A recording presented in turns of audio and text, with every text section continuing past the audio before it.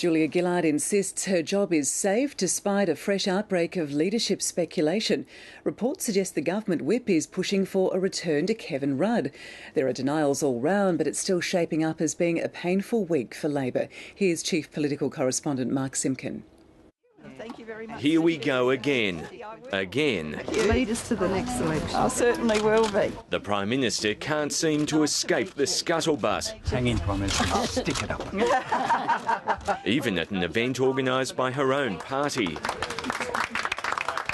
Settle down and I'll be happily leading Labor to the next election. Reports suggest a former minister's been urging MPs to dump Julia Gillard and re-embrace Kevin Rudd.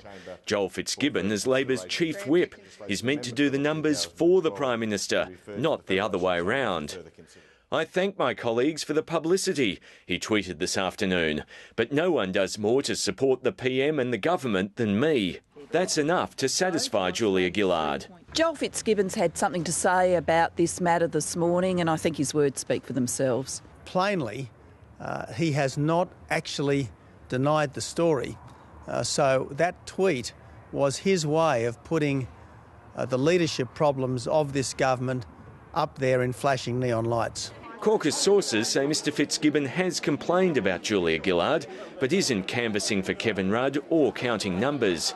Things are so messy, Rudd supporters privately accuse Gillard backers of spreading the story. I think there is less to this story than meets the eye. It is a revival of leadership speculation without justification. I spent Friday with Joel Fitzgibbon. He didn't mention it to me, so he's not tried to recruit me. At the same time, Labor's divided over the Immigration Minister's decision to let Gina Rinehart import migrant labour and the Prime Minister's response.